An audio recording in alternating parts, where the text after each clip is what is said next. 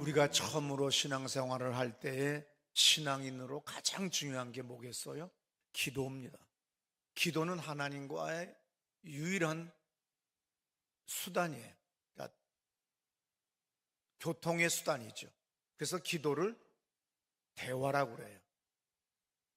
그냥 세상의 모든 종교를 믿는 사람들은 그냥 일방적으로 내가 누구를 부르는지도 모르고 그냥 천지사방 신령이라고 해서 막 무조건 찾지만, 우리는 정확하게 하나님이 자신을 계시하시고 그리고 어떻게 기도하라고 분명히 우리에게 말씀을 하셨어요.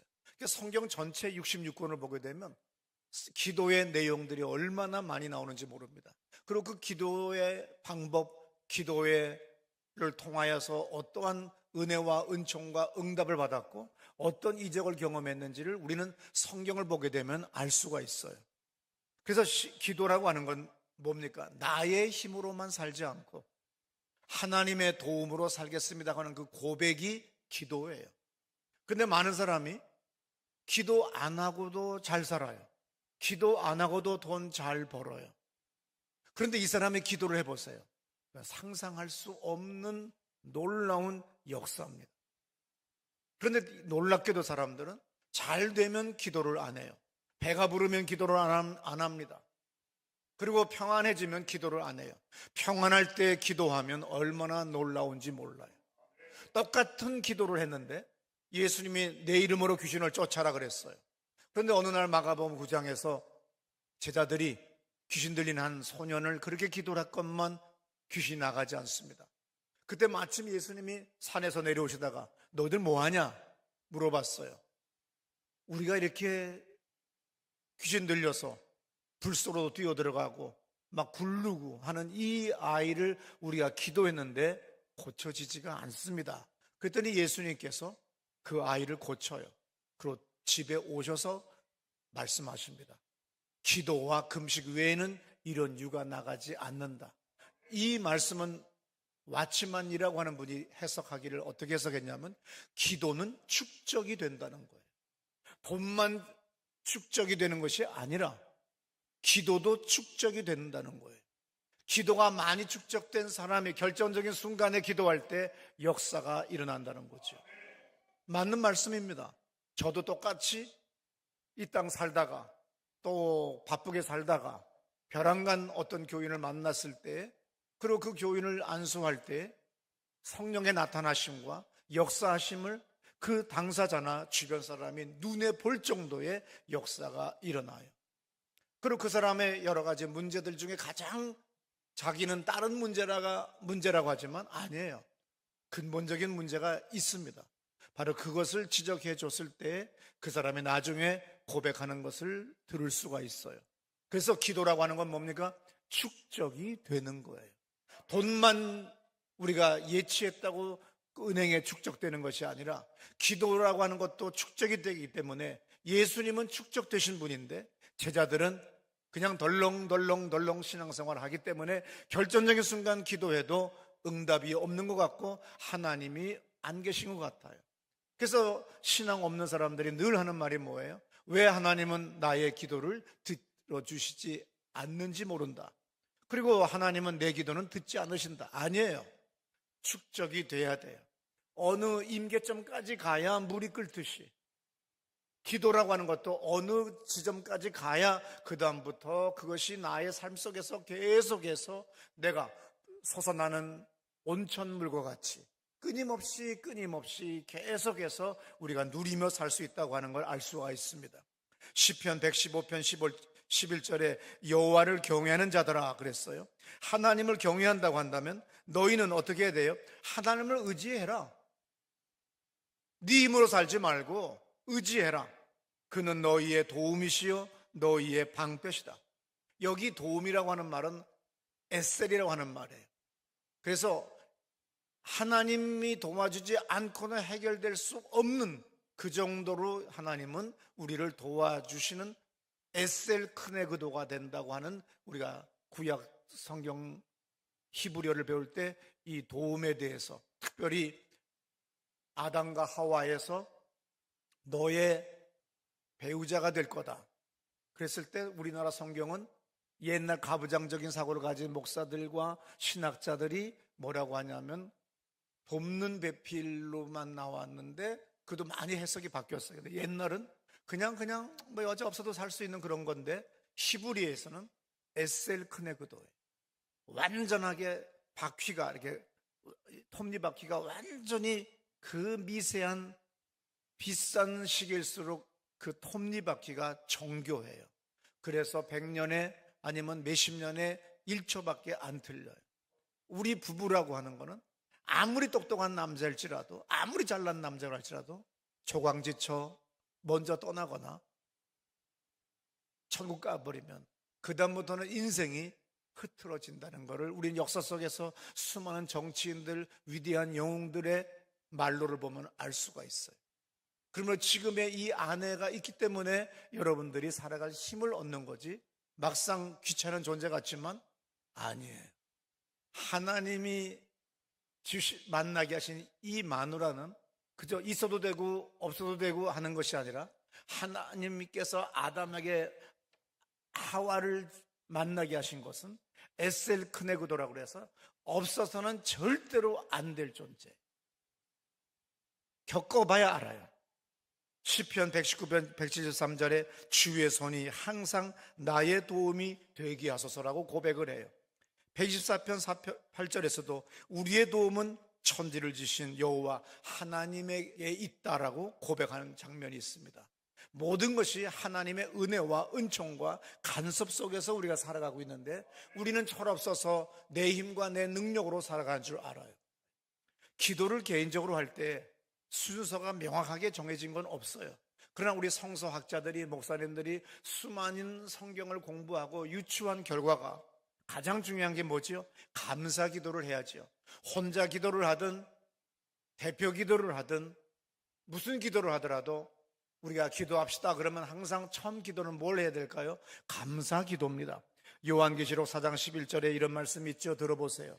우리 주 하나님이여 영광과 존귀와 권능을 받으시는 것이 합당하오니 주께서 만물을 지으신지라 만물이 주의 뜻대로 있었고 또 지으심을 받았나이다 하더라. 예, 그래서 우리가 먼저 하나님을 높여드리고 감사의 기도를 먼저 합니다. 빌립보서 4장 6절에도 말씀하십니다. 아무것도 염려하지 말고 다만 모든 일에 기도와 간구로 너희 구할 것을 감사함으로 하나님께 예, 감사함으로 기도를 해야지 그냥 샹 해가면서 그냥 막 분노하면서 이상한 소리를 내면서 기도하라는 거 아니에요. 현실은 정말로 타이트하고 억눌리고 욕이 나올 정도가 되고 억울하지만 저 인간의 갑질 때문에 내가 참 억울하지만 그래도 하나님 기도할 때가 있으니 감사합니다. 내가 호소할 때가 있으니 감사합니다. 그래서 내가 주님 앞에 토로합니다. 그러니까 이 얼마나 감사해요. 그래서 내가 주님 앞에 나의 이 억울함이 있지만 이렇게 기도하게 하시고 내가 토로하게 하시고 제가 이렇게 간구하게 하시니 감사합니다 하면서 기도를 시작하는 거죠. 데살로니가전서 5장 18절의 말씀 다 같이 크게 읽습니다. 알아 이것이 그리스도 예수 안에서 너희를 향하신 하나님의 뜻이니라. 내 인생 살다 보면 짜증, 원망, 불평이 더 많지만 그래도 우리가 예의가 있는 사람, 교양 있는 사람은 먼저 감사 그리고 먼저 원칙적인 서로 높여주는 이야기 한 다음에 내 이야기를 꺼내는 거예요. 그것이 예의가 있는 사람이고 교양 있는 사람이며 또한 신앙 깊은 사람이 해야 될 기도의 첫 번째 순서입니다. 그 다음에 어떤 기도 해야 되겠어요? 당연히 회개 기도지요. 세상의 다른 종교는 또 미신을 믿는 사람들은 우리가 점장이한테 가든 무당한테 가든 회개하지 않아도 돼요. 그냥 복채만 좀 더 주면 한마디 더 해줘요. 그러나 우리 하나님은 돈이 아쉬운 분이 아니에요. 우리가 교회를 경영하다 보면 우리 장로와 권사와 집사와 팀장들이 이 교회를 우리가 다 공동으로 경영해 나갈 때 이 얼마나 많은 돈이 들겠어요.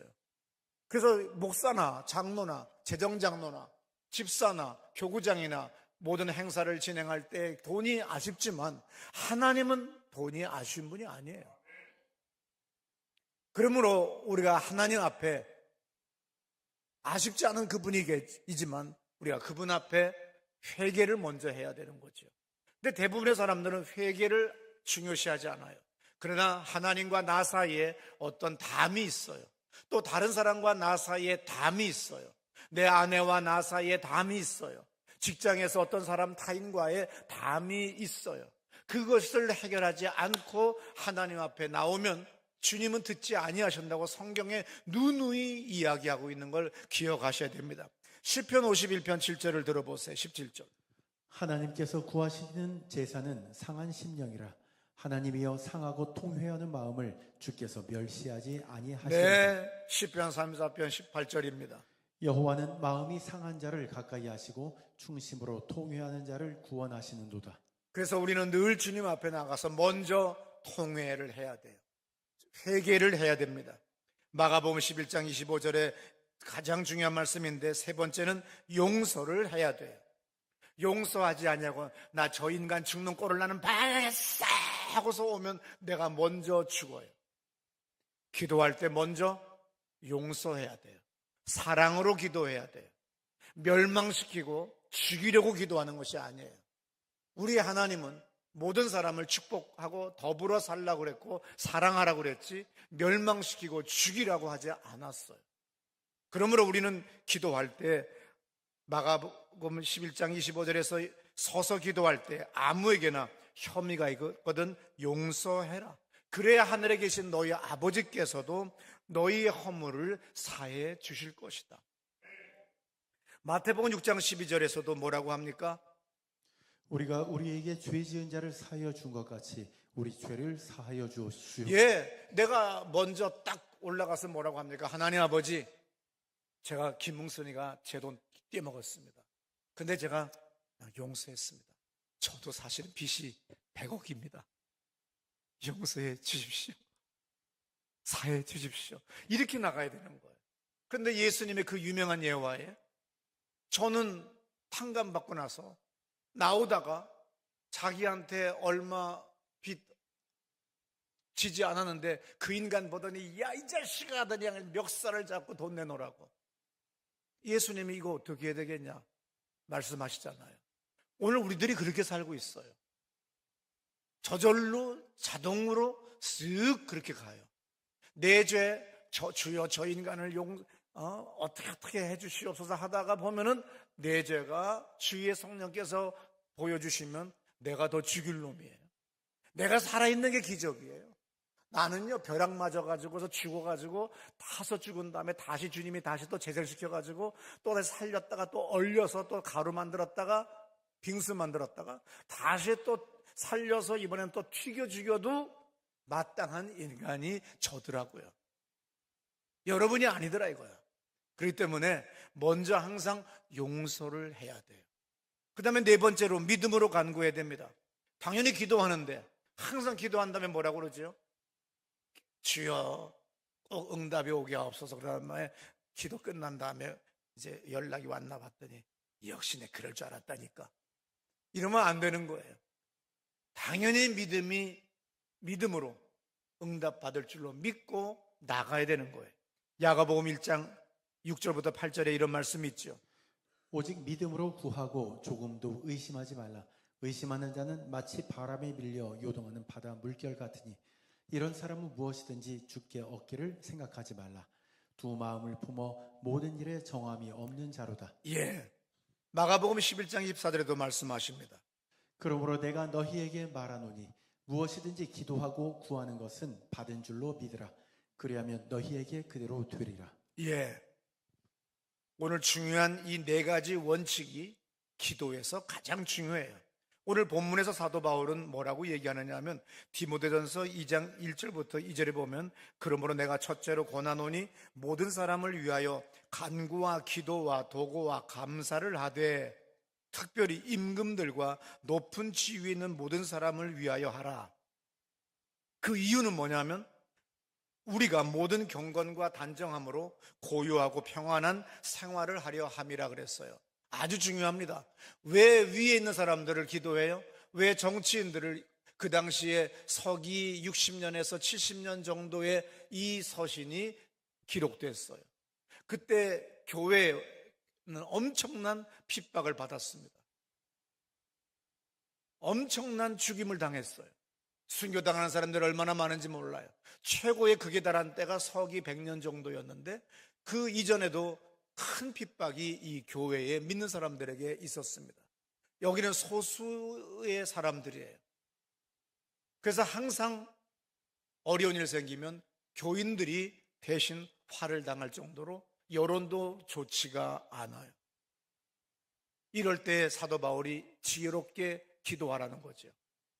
정치인들을 위하여, 임금을 위해서.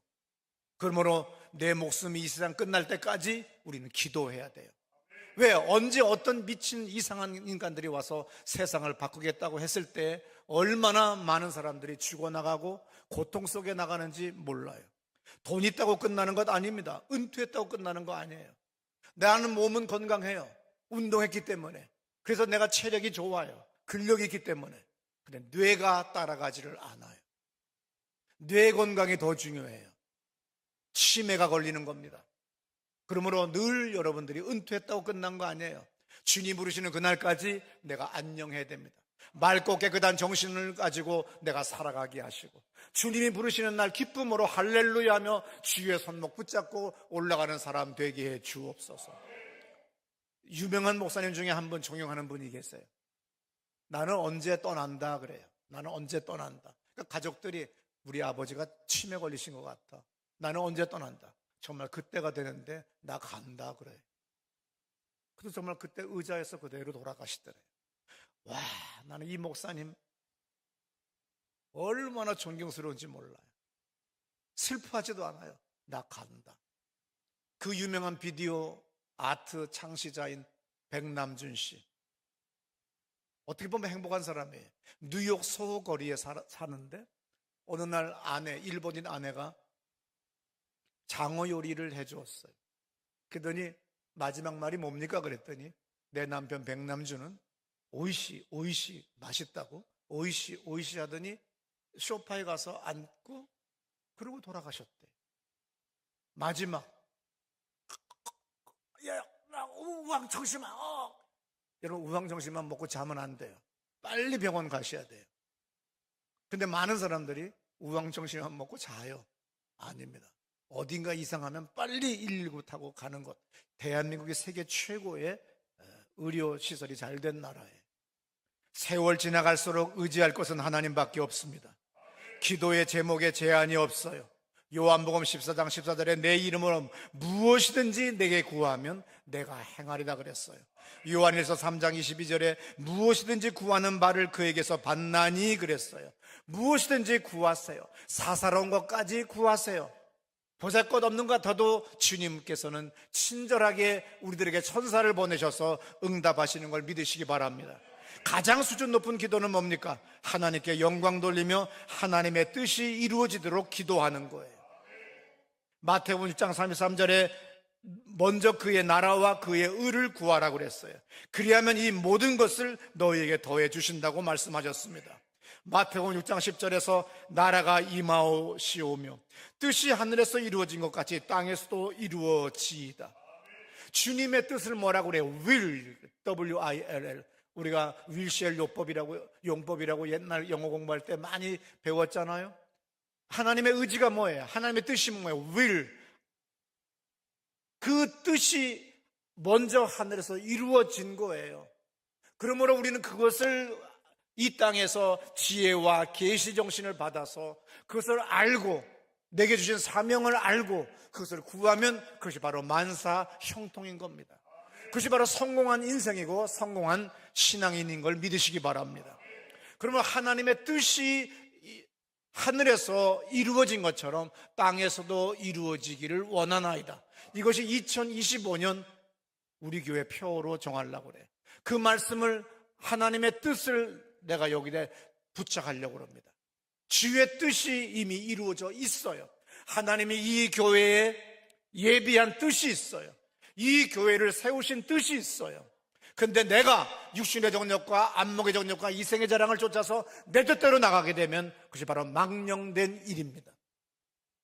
하나님이 여러분을 이 땅에 태어나게 하실 때 다 먹고 살게 준비해 주셨어요. 다 하나님의 은사들을 주셨어요. 근데 내가 어리석게도 허황되게 금광을 그리고 주식을 하겠다고, 코인을 하겠다고 미친 짓을 하다 보니까 시간을 낭비하고 돈을 낭비했던 거예요. 그러지 말고 주 앞에 성실하게 살아가면 주님이 우리의 모든 것들을 다 허락해 주십니다. 들의 백합화를 봐라. 하늘에 날아가는 새를 봐라. 주님이 다 먹여주시지 않니? 하물며 너희들에게는 왜 안 해주시겠느냐는 거예요. 근데 우리는 언제나 허황되게 육신의 정욕과 안목의 정욕과 이생의 자랑을 쫓아가는 말미암아 우리는 계속해서 처절하게 실패를 거듭하는 거예요. 제가 국수집을 해야 되겠다. 그래서 모든 사람들이 국수를 동네 사람들에게 하루에 몇백 그릇을 해줘야 되겠다. 그런데 가게가 계약이 안 돼요. 이상하게 이것저것으로 안 돼요. 그럼 아니야. 그래서 이것을 위해서 헌금했던 사람들 다 다시 돌려줘라. 이거 얼마나 깨끗해요. 돈 찾아가는 건 하루 만에 다 찾아갑니다. 여러분들의 그 스피드한 놀라운 그 능력 존경합니다. 다음에 제가 믹스커피를 둘레길이니까 저 아파트에 상가가 빈 게 있고 그것은 LH공사의 고난이고 거기 이사장이 제 친구예요. 그걸 쓸 수 있는. 그리고 구청장과 국회의원이 허락하면 다 돼요. 그래서 나는 한 달에 500만 원씩 그리고 믹스커피를 주는, 그래서 연세 드신 분들이 데이트할 곳이 없어요. 제가 강남에 커피집 가서 가운데 앉으면요 인상 팍 씁니다. 손님 안 온다고. 젊은 애들이 앉아야 되는 거예요. 앞에 할머니들이 가서 앉으면 안 되는 거예요. 물 흐린다는 거예요. 물 흐린다고. 그래서 어떻게 해야 돼요? 염색하고 다니는 거예요. 젊은 척 해야 돼요. 그런데 그렇게 해서 내가 한 달에 500만 원씩 그리고 믹스커피 회사한테 후원받고 하겠다고 했는데 거기 어느 주민 한 사람이 그렇게 방해를 해요. 내가 알아요. 나한테 뭘 요구했는데 내가 안 해줬어요. 왜? 난 지저분하게 안 한다. 그래?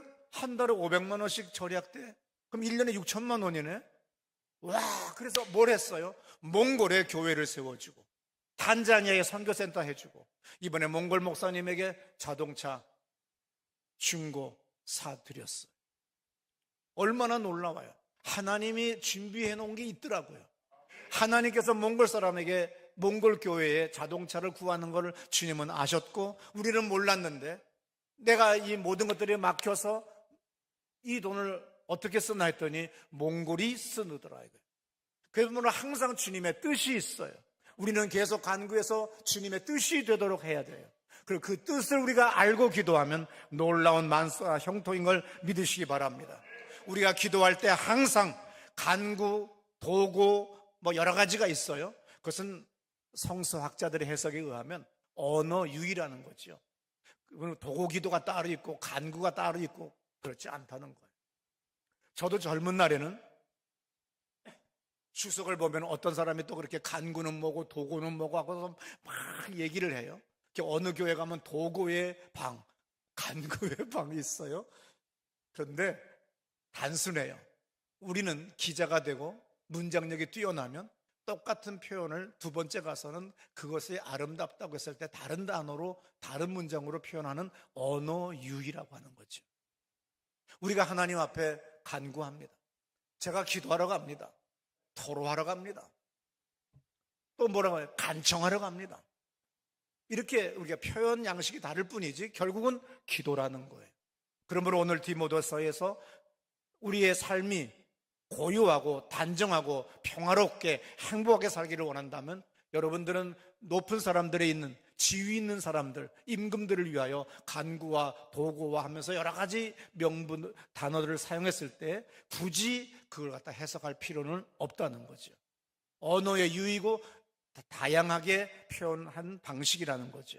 왜냐하면 사도 바울이 무식한 사람이 아니기 때문에 같은 단어를 계속 쓰지 않고 그와 유사한 단어를 더 아름답게 문장력을 수려하게 만들기 위해서 써나간다고 하는 걸 아시면 됩니다.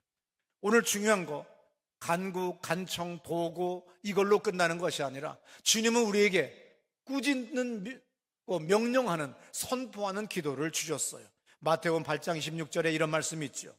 예수께서 이르시되 어찌하여 무서워하느냐 믿음이 작은 자들아 하시고 곧 일어나사 바람과 바다를 꾸짖으시니 풍랑이 일어났습니다.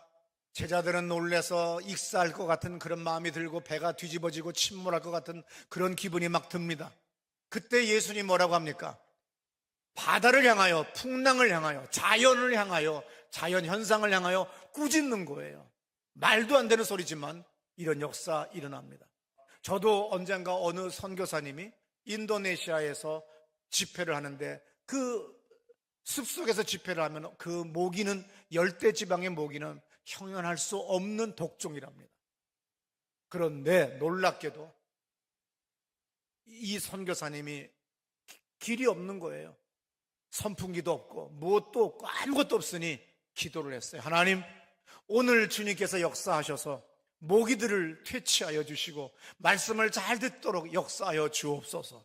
놀라운 일이 벌어졌어요. 산들바람이 불기 시작합니다. 태풍도 아니고 산들바람 불기 시작했더니 모기들이 다 나무에 가서 붙어버리더래요. 그래서 저도 기도를 했어요. 그랬더니 정말 놀랍게 자연 속에서 주님의 역사를 경험하게 되는 겁니다. 여러분, 순진하게 믿으세요. 정말로 믿음을 가지고 기도하세요. 마태복음 17장 18절에도 예수께서 꾸짖으시니 귀신이 나가고 그랬어요.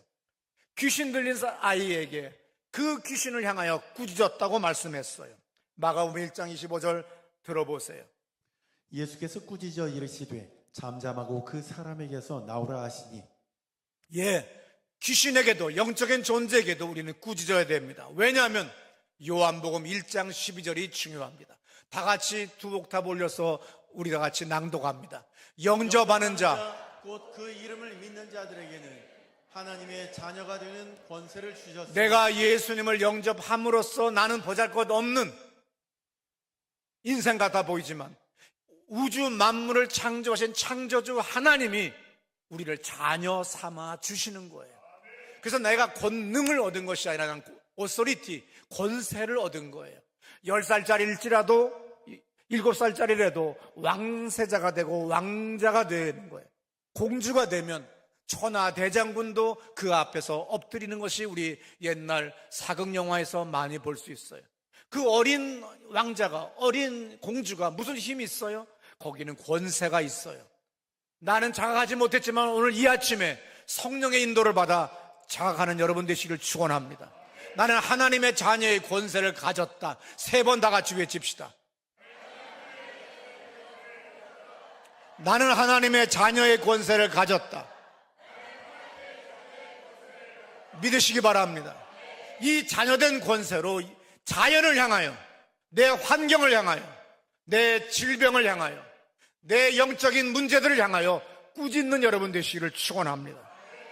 오늘 디모데서의 말씀을 가지고 저는 기도할 때 이렇게 기도하기로 결심을 해서 기도문을 만들었어요.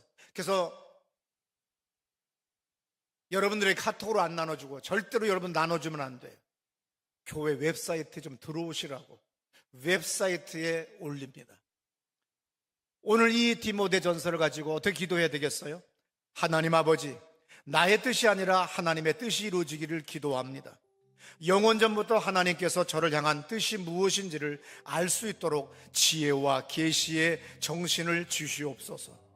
서울시티 교회와 나의 가정, 나의 일터 위에 하나님의 뜻을 이루어 하나님 아버지께 영광을 돌리는 삶이 되게 해 주옵소서. 내가 예수의 이름으로 명령한다. 하나님이 영원전부터 이 교회를 향한 뜻을 방해하는 더러운 귀신들아, 내가 예수의 이름으로 명령하니 떠나가라. 내가 예수의 이름으로 명령한다. 영원전부터 하나님께서 나를 향한 섭리와 우리 가정을 향한 하나님의 뜻이 이루어지는 것을 방해하는 더러운 귀신들아, 떠나가라. 내가 예수의 이름으로 선포한다. 우리 교회는 하나님의 섭리를 이루는 교회가 될 것이다. 우리 교회는 하나님의 뜻을 이루는 교회가 될 것이다. 내 가정과 내 사업과 일터에도 영원전부터 계획하신 하나님의 뜻은 이루어질 것이다. 우리 교회와 나의 가정과 나의 일터 위에 항상 하나님의 은혜로 고유하고 풍요롭고 단정한 삶이 될 것을 예수의 이름으로 선포합니다. 우리 다 자리에서 일어나셔서 우리 오른손 번쩍 들고, 하나님, 나는 자녀된 권세를 가졌습니다. 나는 하나님 천지를 창조한 창조주의 자녀입니다. 나에게 예수의 이름을 주셨습니다. 내 이름으로 무엇이든지 구하면 응답하신다고 기록하셨습니다. 제가 선포합니다. 선언합니다. 그리고 제 부모님들과 내 배우자와 자녀들을, 그리고 이 교회를 축복합니다. 다 같이 오른손 번쩍 들고 기도합시다. 할렐루야.